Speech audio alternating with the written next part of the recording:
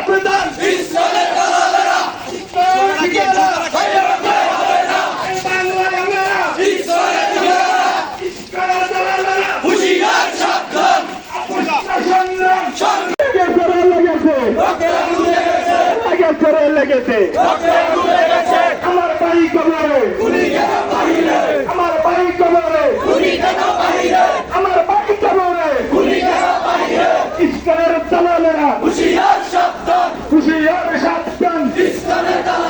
ভারতের চামড়া তুলে নেব আমরা ইসলামের ঠিকানা এ বাংলায় হবে না এটা লালিনা রাজপথ এটা লালিনা রাজপথ কৃষ্ণ সংগ্রাম কৃষ্ণ সংগ্রাম দিল্লি না ঢাকা দিল্লি না ঢাকা যেইভাবে 313 জন সংখ্যা হয় হাজার হাজার মুশরিক ইসলাম বিদ্বেষীদের বিরুদ্ধে বিপ্লব ঘটিয়েছিলেন, সংগ্রাম করে যেইভাবে তারা জয়ের মালা গলায় নিয়েছেন, আমরাও সেরকম স্বপ্ন দেখি, ঠিক না বেঠিক? বিভিন্ন সময় আমাদের ইসলামকে নিয়ে কটূক্তি করে, আমাদের নবীকে নিয়ে তারা আপত্তি করে।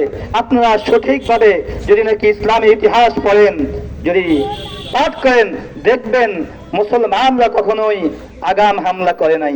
মুসলমানরা আক্রান্ত হয়েছে পরে দাঁত ভাঙ্গা জবাব দিয়েছে, ঠিক না ঠিক?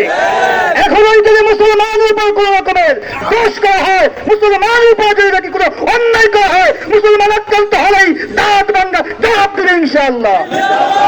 আপনি জানেন আমাদের ছোট্ট একটি দেশ বাংলাদেশ, যদিও এই বাংলাদেশের আয়তন ছোট, কিন্তু বাংলাদেশের জনসংখ্যা অনেক বেশি, ঠিক না ঠিক? যেখানে কিছুদিন পূর্বে করোনা মহামারী একটা গিয়েছিল, আপনারা জানেন যে করোনা মহামারীর সময় মানুষ একজন থেকে একজন দূরে থাকার জন্য নির্দেশ দিয়েছিল। মানুষের কাছে যদি মানুষ থাকে করোনা ধরবো, কি ধরবো? করোনা ধরবো।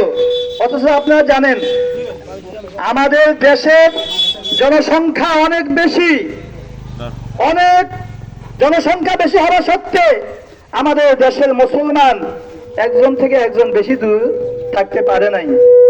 সবাই সব সময় সন্ধ্যা হলেই, বিকাল হলেই, সকালবেলা হলেই একজনের সঙ্গে একজনের দেখা, ঠিক না ঠিক?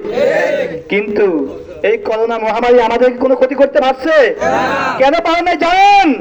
এই বাংলাদেশের মধ্যে রয়েছে অনেকগুলো মাদ্রাসা, অনেকগুলো মসজিদ, ঠিক না ঠিক?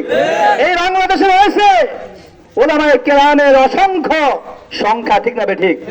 তারা আমাদের এই মসজিদ মাদ্রাসা ওলামায়ে কেরামের এই সংখ্যার দিকে তাকাইয়ে তাদের হিংসা হয়েছে। কি হয়েছে? হিংসা। এই জন্য তারা আমাদের দেশকে গিলার জন্য বিভিন্ন ষড়যন্ত্র করতেছে। আমরা তাদের ষড়যন্ত্র সফল হতে দিব না ইনশাআল্লাহ। সবাই